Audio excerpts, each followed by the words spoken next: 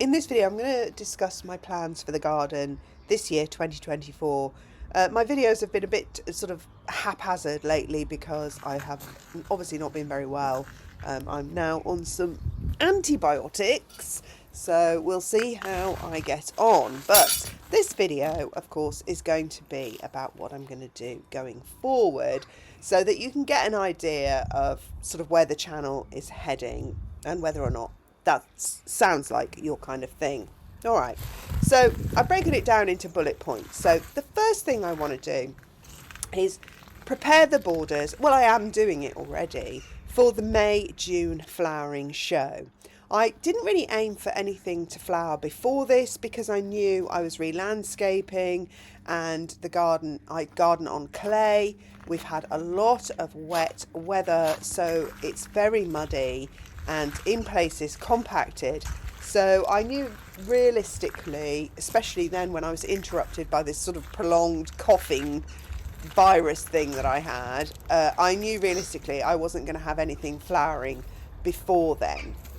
So therefore my goal was to just make sure I at least had everything ready for sort of that May, early June summer flowering period where there'll be forget-me-nots, hopefully my Canterbury bells, some snapdragons, roses, alliums, ranunculus, and my Bistorta pink pokers, which is one of my favourite plants in the garden. So all those should be flowering. Tulip Queen of the Night, which come a bit later than other tulips.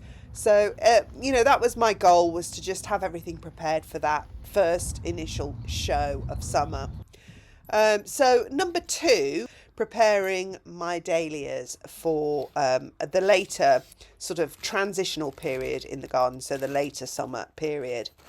So right now I'm sorting out the dahlias, removing some tubers that I can with eyes to get them started early. And these are not for planting, these are for cutting. So what I want to do is to trick the dahlias into producing some foliage so that I can take cuttings from them and hopefully triple, if not quadruple, my stock of dahlias. Because I have been a bit late with the dahlias, I've always concentrated on early summer because I can't wait for that, the flowers in the spring. And then I sort of peter out and don't really put my mind to the later flowers. And although I have some dahlias, I don't have enough to sort of really fill and billow out those borders. So I have been preparing those already in advance of the late summer show. I will be doing a video later this week on that, on how I've prepared the dahlias for cutting. Number three is utilising my driveway. So it's a mess at the moment. It's just a tarmac driveway at the side of my house. It has a log store. It has my compost heap.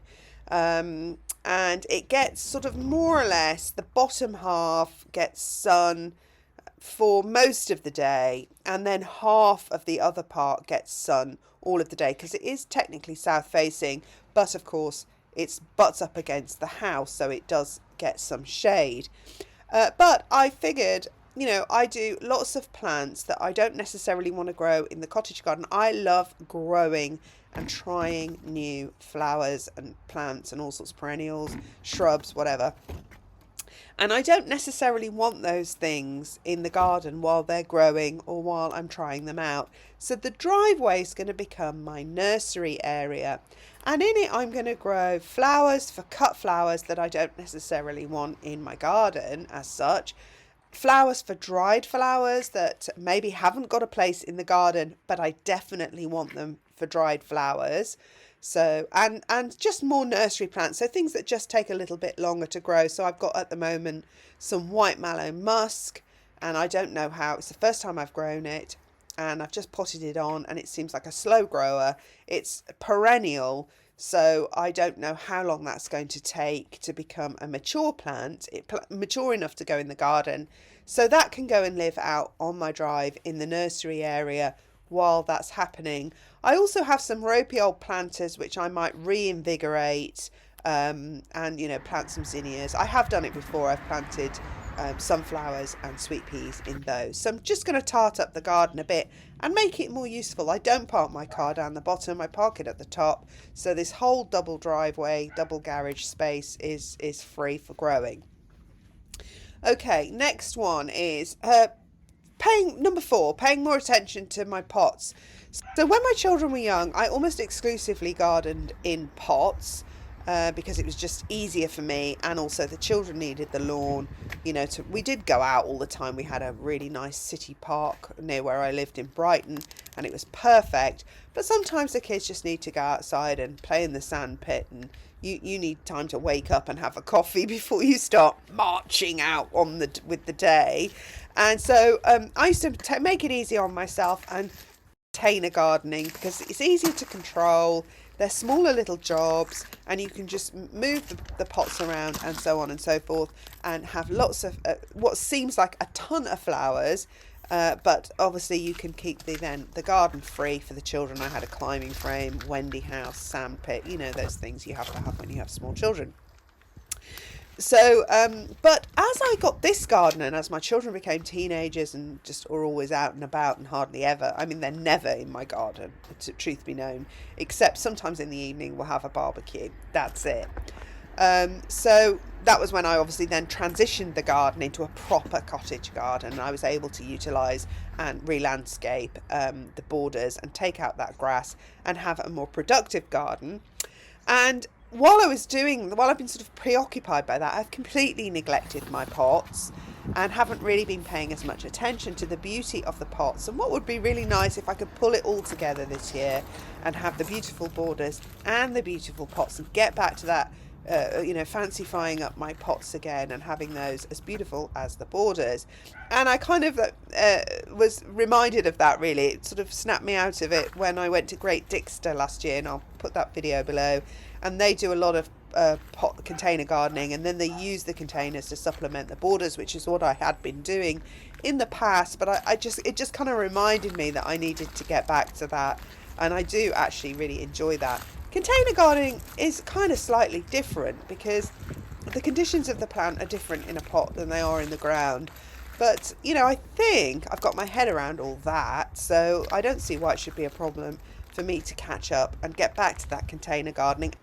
Number 5, I have a DIY project. So I have 3 DIY projects that I would really like to get done, and one is to create a living roof above my log store on the driveway. So I need to cut down that branch, and I'm going to put a membrane and some sort of border around the top of this log store and grow a living roof, which is going to be a wildflower seed mix. I'm going to give this one a go, and if I don't see any signs of life, I'll just obviously plant my own stuff in it, because I'll have plenty. So we'll give it a go anyway, in case you want to buy those packets yourself. If you're new to gardening, you may not know all the different varieties of plants that you could just grow separately. You may not want to buy all those different packets of seeds. So I'll experiment with the packet for you, and we will have a go at that. I've got to remove a branch. The birds love that tree there. They love the ivy. There's all bugs in the ivy. They put nests in my ivy, so they are always flying over my drive and into my garden.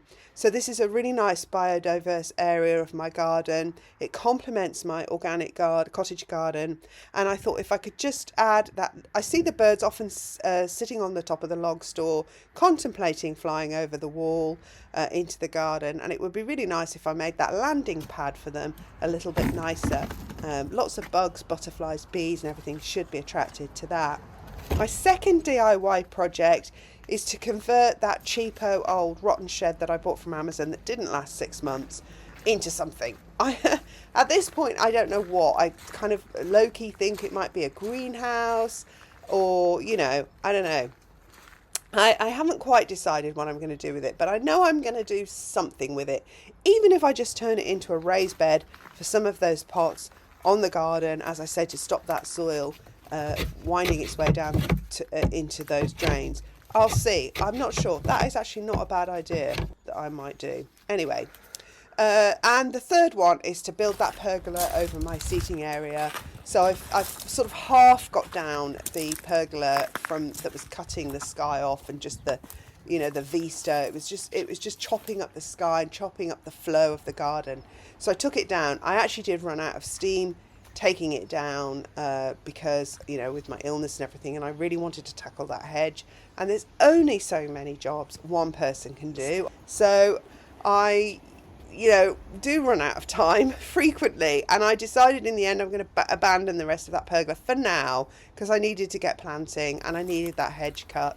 And I'm going to do another video on that hedge and show you how I did it and what tools I used, because I also did that on my own.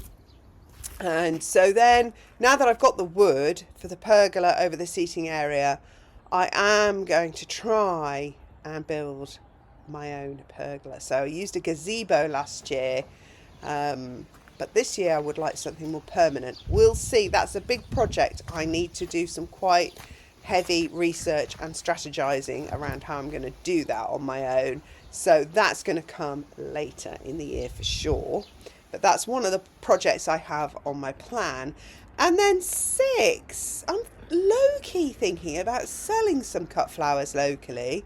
I'm addicted to flower farm videos. I've always been a gardener at heart and a flower farm. I've always preferred flowers over vegetables, but I do also like growing salad crops and tomatoes and things like that. So I thought, well, I grow so many. I love experimenting, growing different varieties, not necessarily for cut flowers, but just because I like to see how they'll look, how they'll turn out, whether I'm going to continue on with them or not. And that usually means I definitely have more flowers than I can manage. And I cut flowers prolifically in my garden anyway, even before I landscape the new borders. And I can fill up every room in my house every week with a vase of fresh cut flowers. And I just goes like that all through the summer. And that's just my own house. And I still have loads more. And especially things like roses, because they're repeat flowering. And you need to deadhead them and you need to keep cutting them. And there's lots of flowers like that. I thought, well, maybe I should have a go at that. We'll see. Anyway, so that's it. That's my plans for the garden this year. Now, I'm not saying I'm going to get all of them done. I don't see why I won't, but you never know what's going to happen. So, and then there are other smaller jobs that need to be done in the interim. There is a transitional period that I do need to set my mind to, that's between the early summer flower flush that I have and then the dahlias, because I haven't thought that kind of interim. What am I going to do in that interim section? Yes, probably zinnias and things like that, but I need more. So I need to give that transitional period some thought through the cottage garden transitions there. And that's it. So they are my plans for the garden. So there will be lots on. And, my next videos I'll show you the dahlias that I'm doing. And I'm going to do a review of all the seeds that I've grown so far that will be ready to go out in the garden or on the driveway, whichever. So I'll do that video as well. So I've got lots more to come, just to let you know, in case you thought I was flagging. I was flagging, but hopefully I'm back, and certainly I've got lots of exciting projects and content to bring to you. So if you think you're going to want to follow along, then don't forget to subscribe, click the notification bell so you know when I'm going to post those exciting videos. And I'll see you again in my next one. Thanks for watching. Bye.